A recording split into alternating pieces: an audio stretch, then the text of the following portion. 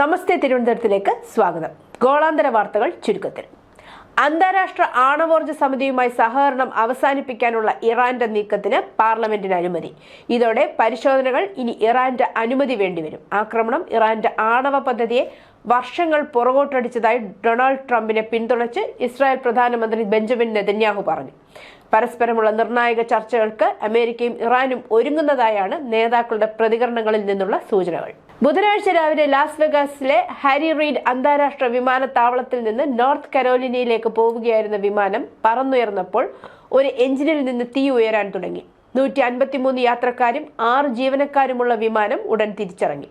സംയോജിതമായ പൈലറ്റിന്റെ ഇടപെടലാണ് അപകടം ഒഴിവാക്കിയത്. എഞ്ചിന്റെ വശത്ത് നിന്ന് തീ ഉയരുന്ന ദൃശ്യങ്ങൾ സോഷ്യൽ മീഡിയയിൽ വൈറലാണ്. വിമാനത്തിലുണ്ടായിരുന്ന ആർക്കും പരിക്കേറ്റിട്ടില്ലെന്ന് ഉദ്യോഗസ്ഥർ പറഞ്ഞു.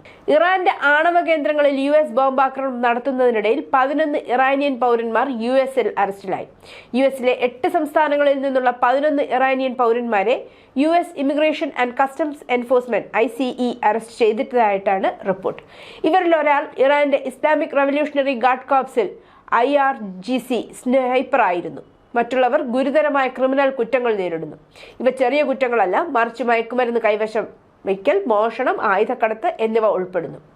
ഈ ഇറാനിയൻ പൗരന്മാരിൽ ചിലർക്ക് തീവ്രവാദ സംഘടനകളുമായി ബന്ധമുണ്ടെന്നും സംശയിക്കുന്നു.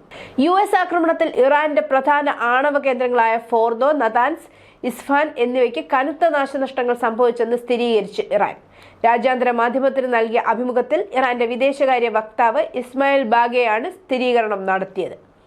നാശനഷ്ടങ്ങളുടെ വിശദാംശങ്ങൾ വ്യക്തമാക്കാൻ തയ്യാറാകാഞ്ഞ ബാഗെ, US ആക്രമണത്തിൽ ആണവ നിലയങ്ങൾക്ക് കനത്ത നാശനഷ്ടങ്ങൾ ഉണ്ടായെന്നത് യാഥാർത്ഥ്യമാണെന്ന് പറഞ്ഞു. ഇറാന്റെ ആണവ കേന്ദ്രങ്ങളിൽ US നടത്തിയ B-2 ബോംബർ ആക്രമണങ്ങളെ 2ാം ലോക മഹായുദ്ധ സമയത്ത് ഹിരോഷിമയിലും നാഗസാക്കിയിലും നടത്തിയ അണുബോംബ് ആക്രമണങ്ങളുമായി ഡൊണാൾഡ് ട്രംപ് താരതമ്യം ചെയ്തു. ഇസ്രായേൽ ഇറാൻ യുദ്ധം വേഗത്തിൽ അവസാനിപ്പിക്കാൻ US ആക്രമണം സഹായിച്ചുവെന്നും അവകാശപ്പെട്ടു.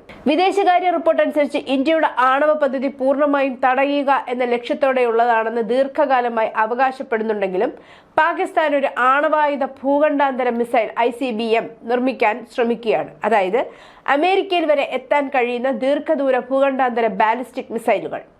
ഈ ദീർഘദൂര മിസൈലുകൾക്ക് ആണവ യുദ്ധമുഖം വഹിക്കാൻ കഴിയും. മിസൈൽ പദ്ധതി പൂർത്തിയാക്കുകയാണെങ്കിൽ 5500 കിലോമീറ്ററിലധികം അകലെയുള്ള ലക്ഷ്യങ്ങൾ ആക്രമിക്കാനുള്ള കഴിവ് പാകിസ്ഥാന് ലഭിക്കും. ഇത് ICBM ശേഷിയുള്ള രാജ്യങ്ങളുടെ പട്ടികയിൽ ഉൾപ്പെടുത്തും. പാകിസ്ഥാന്റെ അഭിലാഷമായ ഭൂഖണ്ഡാന്തര ബാലിസ്റ്റിക് മിസൈൽ പദ്ധതിയെക്കുറിച്ചുള്ള റിപ്പോർട്ടുകൾക്ക് ശേഷം വാഷിംഗ്ടൺ പരിഭ്രാന്തരായതായി പറയപ്പെടുന്നു. അമേരിക്ക തീർച്ചയായും പാകിസ്ഥാനെ ശ്രദ്ധിക്കും. അത്തരമൊരു മിസൈൽ അവർ സ്വന്തമാക്കിയാൽ റഷ്യയും ചൈനയും ഉത്തര കൊറിയയും US എങ്ങനെ വീക്ഷിക്കുന്നുവോ അതുപോലെ അവരെയും ഒരു ആണവ എതിരാളിയായി കണക്കാക്കും. കെനിയയിൽ പ്രസിഡന്റ് വില്യം റൂട്ടോയുടെ രാജി ആവശ്യപ്പെട്ട് നടന്ന പ്രകടനത്തിൽ വ്യാപകമായ കലാപങ്ങൾ പൊട്ടിപ്പുറപ്പെട്ടു. സുരക്ഷാ സേനയുമായുള്ള ഏറ്റുമുട്ടലിൽ 400-ലധികം പേർക്ക് പരിക്കേറ്റു. പോലീസ് ക്രൂരതയ്ക്കും മോശം ഭരണത്തിനുമെതിരെ കെനിയയിലുടനീളം ബുധനാഴ്ച വീണ്ടും യുവാക്കളുടെ നേതൃത്വത്തിൽ പ്രതിഷേധം ശക്തമായി പൊട്ടിപ്പുറപ്പെട്ടു. തലസ്ഥാനമായ നെയ്റോബിയിലെ സെൻട്രൽ ബിസിനസ് ഡിസ്ട്രിക്റ്റിലേക്ക് ആയിരക്കണക്കിന് ആളുകൾ എത്തി. കഴിഞ്ഞ ആഴ്ച പോലീസ് കസ്റ്റഡിയിലിരിക്കെ ഒരു കെനിയൻ ബ്ലോഗറുടെ വിശദീകരിക്കാനാവാത്ത മരണത്തിന് ഉത്തരം ആവശ്യപ്പെട്ടും റാലികൾ നടന്നു. പാകിസ്ഥാൻ ആർമിയിലെ major rank officer Moiz Abbas ദക്ഷിണ വസീറിസ്ഥാനിൽ കൊല്ലപ്പെട്ടു. 2019 ഫെബ്രുവരിയിൽ ഇന്ത്യൻ വ്യോമസേന പൈലറ്റ് വിംഗ് കമാൻഡർ അഭിനന്ദൻ വർദ്ധമാനെ പിടികൂടിയതായി അവകാശപ്പെട്ട പാകിസ്ഥാൻ ഉദ്യോഗസ്ഥനാണ് മൊയീസ് അബ്ബാസ്. റിപ്പോർട്ടുകൾ പ്രകാരം തിങ്കളാഴ്ച തെക്കൻ വസീറിസ്ഥാനിൽ തെഹ്രീക്-ഇ-താലിബാൻ പാകിസ്ഥാൻ TTP-യുമായുള്ള ഏറ്റുമുട്ടലിൽ മേജർ മൊയീസ് അബ്ബാസ് കൊല്ലപ്പെട്ടുവെന്നാണ്. ഇറാന്റെ സൈന്യം ഇസ്ലാമിക് റവല്യൂഷണറി ഗാർഡ് കോർപ്സിലെ ഉന്നത ഉദ്യോഗസ്ഥനായ അലി ഷംദാനിയുടെ മരണം സ്ഥിരീകരിച്ചു.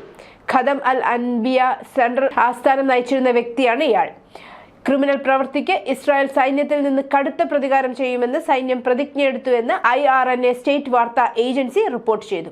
ന്യൂയോർക്ക് സിറ്റി ഡെമോക്രാറ്റിക് പ്രൈമറിയിൽ ഇന്ത്യൻ അമേരിക്കൻ രാഷ്ട്രീയക്കാരനായ സൊഹ്റാൻ മംദാനിയുടെ വിജയത്തെ തുടർന്ന് പ്രസിഡന്റ് ഡൊണാൾഡ് ട്രംപ് തന്റെ നിരാശ പ്രകടിപ്പിച്ചു. അദ്ദേഹത്തെ 100% കമ്മ്യൂണിസ്റ്റ് ഭ്രാന്തൻ എന്ന് മുദ്രകുത്തി. ഡെമോക്രാറ്റിക് പാർട്ടിക്കുള്ളിലെ പുരോഗമനപരമായ മാറ്റത്തിൽ ആശങ്ക പ്രകടിപ്പിച്ചുകൊണ്ട് ട്രംപിന്റെ അഭിപ്രായങ്ങൾ.